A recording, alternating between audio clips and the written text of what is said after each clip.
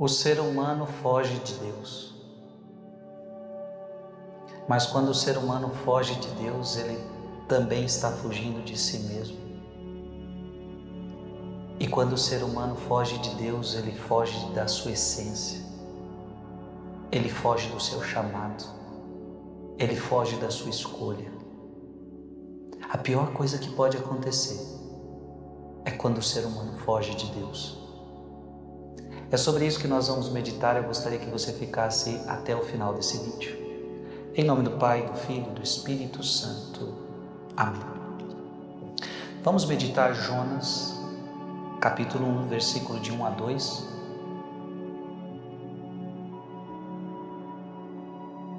Ou melhor, Jonas capítulo 1, versículo 1 a capítulo 2, versículo 1, versículo 11.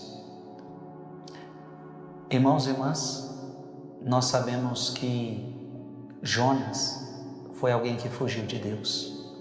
Vamos meditar a história de Jonas. A palavra do Senhor foi dirigida a Jonas, filho de Amate, que dizia: levanta-te, põe-te a caminho da grande cidade de Nínive e anuncia-lhe que sua perversidade subiu até a minha presença.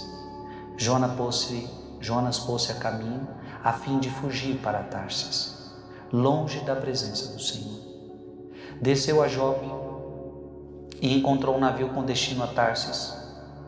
Adquiriu passagem e embarcou com os outros passageiros para esta cidade, para longe da presença do Senhor. Mas o Senhor mandou um vento violento sobre o mar, levantando uma grande tempestade que ameaçava destruir o navio. Tomados de pavor, os marinheiros começaram a gritar, cada qual ao seu Deus, e a lançar ao mar carga do navio para o aliviar. Jonas havia descido ao porão do navio, deitara-se e dormia a sono solto. O chefe do navio foi vê-lo e disse: como? Tu dormes? Levanta-te e reza ao teu Deus. Talvez ele se lembre de nós e não morreremos. Disseram entre si os marinheiros: vamos tirar a sorte para saber por que nos acontece essa desgraça. Lançaram a sorte e esta caiu sobre Jonas. Disseram-lhe: explica-nos por culpa de quem nos acontece essa desgraça. Qual é a tua ocupação e de onde vens? Qual é a tua terra? De que povo és? Ele respondeu: eu sou hebreu e temo o Senhor, Deus do céu, que fez o mar e a terra firme. Aqueles homens ficaram possuídos de grande medo e disseram: como é que fizeste tal coisa? Pelas palavras dele, acabavam de saber que estava fugindo da presença do Senhor. Olha que interessante, Jonas estava fugindo da presença do Senhor. Disseram então: que faremos contigo para acalmar o mar?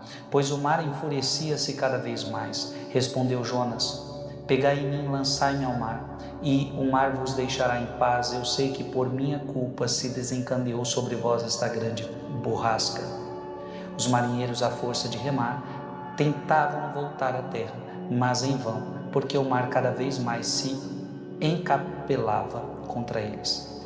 Então invocaram o Senhor e rezaram: suplicamos-te, Senhor, não nos deixes morrer em paga pela vida deste homem, não faças cair sobre nós este sangue inocente. Fizeste, Senhor, valer a tua vontade.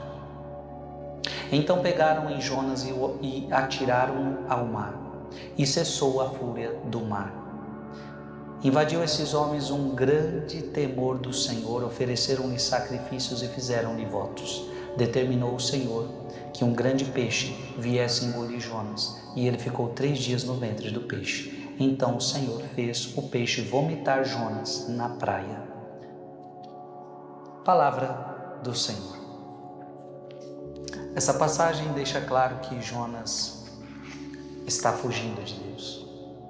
Abra sua Bíblia em Gênesis capítulo 3, versículo de 8 a 9, porque aqui começa a fuga do homem de Deus.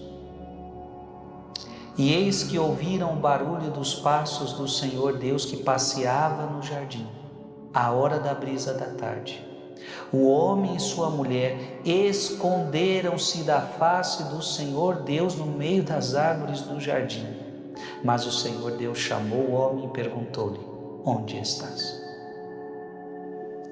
O ser humano foge de Deus. Jonas fugiu de Deus. Adão e Eva fugiram de Deus. Mas não existe felicidade, não existe vida longe de Deus. Onde estás, Adão? Mas veja que bonito, Deus não desiste de Jonas. Deus não desiste de Adão e Eva. Abra sua Bíblia, porque alguém também já fugiu de Deus, chamado Saulo de Tarso. Atos dos Apóstolos 9, de 3 a 4. Durante a viagem, estando já perto de Damasco, subitamente o cercou uma luz resplandecente vinda do céu. Caindo por terra, ouviu uma voz que lhe dizia: Saulo, Saulo, por que me persegues? Jonas, Adão e Eva, Saulo, eu e você. Muitas vezes nós queremos fugir de Deus. Mas o bonito é que Deus não desiste de nós. Você imagina se Deus desistisse de nós? Mas todas estas passagens revelam: Adão e Eva querem fugir de Deus, Deus vai ao encontro de Adão e Eva. Jonas quer fugir de Deus, Deus vai ao encontro de Jonas. Saulo quer fugir de Deus, Deus vai ao encontro de Saulo. Eu já quis fugir de Deus e Deus veio ao meu encontro. Escreve aqui nos comentários: eu não posso fugir do meu Deus. Eu não posso fugir do meu Deus. Em nome do Pai, do Filho e do Espírito Santo. Amém. Mande esse vídeo para mais alguém. No Pai Nosso, Jesus nos ensinou a rezar dizendo: dai-nos o pão nosso de cada dia. O que significa isto? Dai-nos o pão nosso de cada dia. É sobre isso que nós vamos meditar. Eu gostaria que você ficasse até o final desta meditação. Em nome do Pai, do Filho e do Espírito Santo. Amém. Lucas capítulo 11, versículo de 1 a 4. Um dia, Jesus estava rezando num certo lugar. Quando terminou, um de seus discípulos pediu-lhe: Senhor, ensina-nos a rezar, como também João ensinou aos seus discípulos. Jesus respondeu: quando rezardes, dizei: Pai, santificado seja o teu nome, venha o teu reino. Dai-nos a cada dia o pão de que precisamos e perdoa-nos os nossos pecados, pois nós também perdoamos a todos os nossos devedores, e não nos deixeis cair em tentação. Palavra da salvação. Que bonito, os discípulos pedindo para Jesus: ensina-nos a rezar. Meu irmão, minha irmã, a primeira coisa que eu digo para você é o seguinte: você quer aprender a rezar? O teu mestre é Jesus. É preciso olhar como Jesus reza e a gente precisa seguir os passos dele. Por exemplo, Jesus ia para a solidão para orar. Jesus rezava a noite inteira. Sabe, várias coisas Jesus vai nos ensinando o que é oração, como rezar. E agora Jesus está nos ensinando que nós devemos pedir: o pão de cada dia dai-nos hoje. É claro que podemos dizer que este pão é o pão material? Sim. Deus quer te dar o pão de cada dia. Jesus, em Mateus capítulo 6, ele vai dizer: olha, eu cuido até dos pássaros. Então, quanto mais de vocês, eu cuido de vocês. Eu darei a vocês tudo o que vocês precisam. Os pássaros não trabalham e eu cuido deles. E meu Pai os alimenta. Portanto, não fiqueis preocupados com a vossa vida, com o que comereis, com o que vestireis. Não é isso? Mateus capítulo 6. Mas dizer que é só o pão material que Jesus está dizendo aqui seria esvaziar demais o Evangelho. É muito mais profundo do que isto. Quando Jesus fala: dai-nos o pão de cada dia, Ele também está falando de um pão que é espiritual. Então, ao pedir o pão cotidiano, solicitamos tudo que é necessário para a vida presente. Tudo que é necessário para a vida presente. Então, tem a ver com coisas materiais? Sim. Sim. Dizer que Jesus não está preocupado com o nosso alimento não é correto. O próprio Jesus, quando as pessoas ficaram 3 dias ouvindo a sua palavra, e Jesus fica preocupado também com o alimento físico, eles estão há 3 dias comigo, eles não têm o que comer, e Jesus multiplica os pães. Dizer que Jesus não está preocupado com isso? Não. Jesus está. Jesus quer te dar o pão de cada dia, e não só o pão, Jesus quer te dar o que é necessário para a sua vida presente, necessário, não o desnecessário, não o supérfluo. Jesus quer te dar o necessário para a sua vida presente. Mas, sobretudo, o alimento espiritual que fortalece para a vida eterna. Porque, veja, alimento material é importante? É. Mas só ele resolve a minha vida? Não. Alimento material é importante? É. Mas só ele resolve a minha vida? Não. Eu preciso de um alimento que me leva para a vida eterna. E é sobre isso que Jesus está falando, o material e o espiritual. E o mais importante, sobretudo, o espiritual. Abra sua Bíblia em João capítulo 6, versículo 35.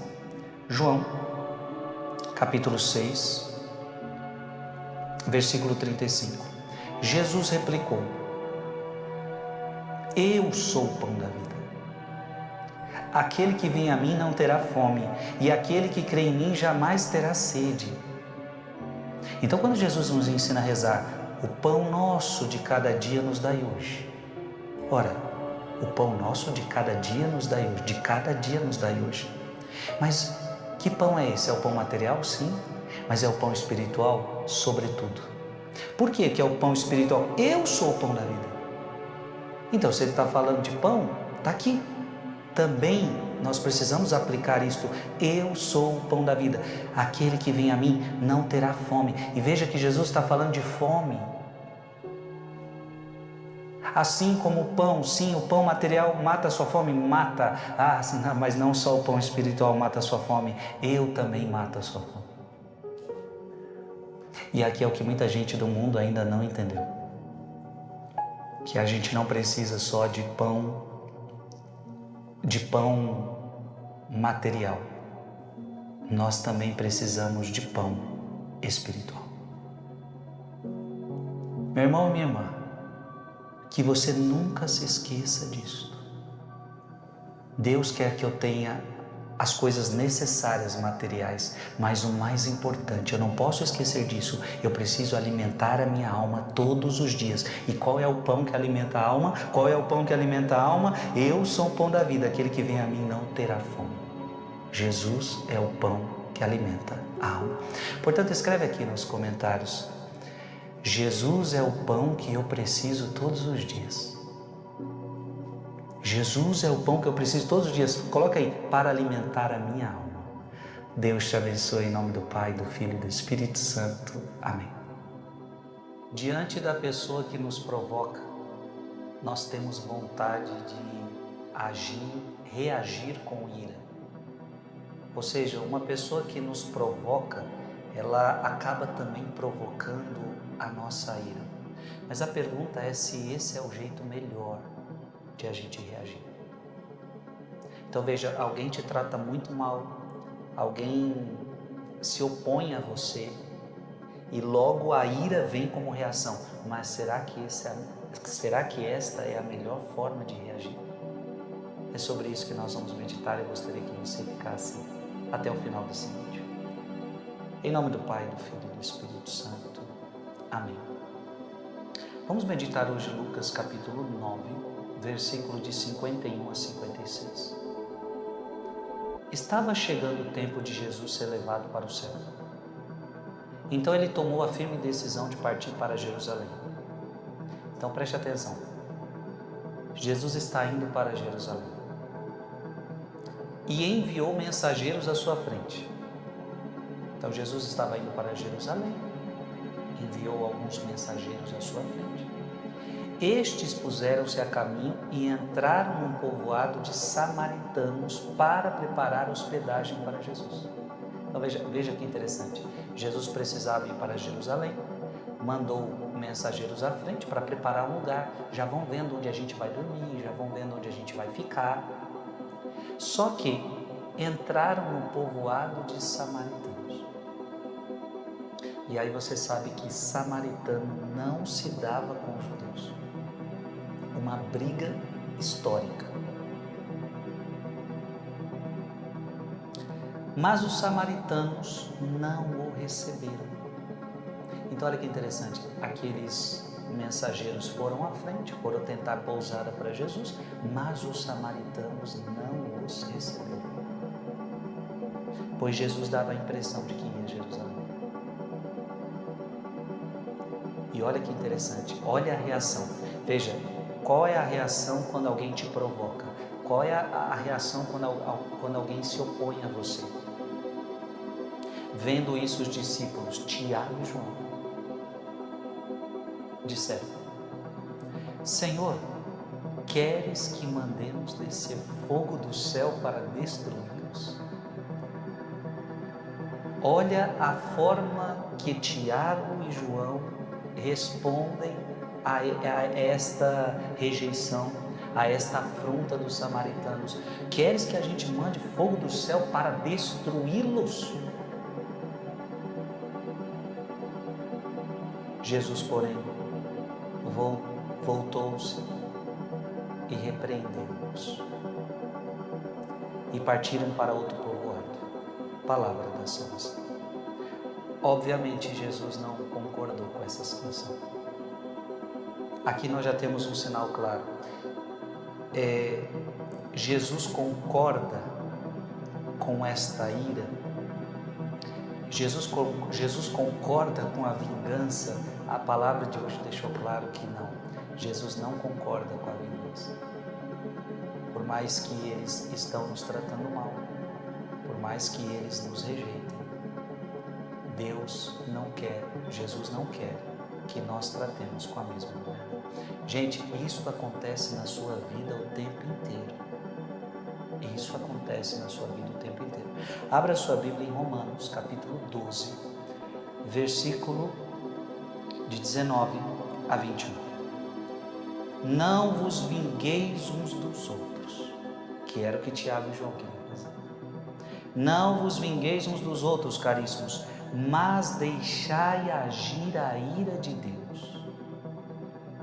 Porque está escrito: a minha vingança, a minha exercer a justiça, diz o Senhor. Se teu inimigo tiver fome, dá-lhe de comer. Se tiver sede, dá-lhe de beber. Procedendo assim, amontoarás carvões em brasa sobre a sua cabeça. E olha que palavra linda, e essa palavra é para você no dia de hoje. Toda vez que alguém te tratar mal, toda vez que alguém te afrontar, toda vez que alguém não te receber, toda vez que alguém for injusto com você, não te deixes vencer pelo mal, mas triunfa do mal com o bem. Essa é a palavra de Jesus para mim, essa é a palavra de Jesus para você. Você deve triunfar do mal com o bem. O mal se vence com o bem. Mal com mal gera mais mal. O mal se vence com o bem. Abra sua Bíblia em Mateus capítulo 5, versículos de 44 a 45. Eles tinham se esquecido da palavra que Jesus tinha ensinado a eles. Eu, porém, vos digo: amai os vossos inimigos, fazei o bem aos que vos odeiam, orai pelos que vos maltratam e perseguem. Deste modo sereis os filhos de vosso Pai do céu, pois Ele faz nascer o sol tanto sobre os maus como sobre os bons, e faz chover sobre os justos e sobre os injustos. E por fim, abra sua Bíblia em Tiago, capítulo 1, versículo de 19 a 20. Já o sabeis, meus diletíssimos irmãos, todo homem deve ser pronto para ouvir, porém tardo para falar. Eles não deveriam ter agido assim, falado repentinamente. E tardo para se irar, porque a ira do homem não cumpre a justiça de Deus. Amado irmão, todas essas palavras, elas nos dão um norte muito importante.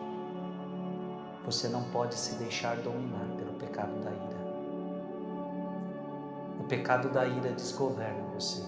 O pecado da ira quer exercer vingança, mas a vingança não cabe a você, mas cabe a Deus. Escreve aqui nos comentários: eu não deixarei o pecado da ira me dominar. Eu não deixarei o pecado da ira me dominar. Que Deus te abençoe, você e sua família. Em nome do Pai, do Filho e do Espírito Santo. Amém. Você vai vencer o mal através do bem. Mande esse vídeo para mais alguém.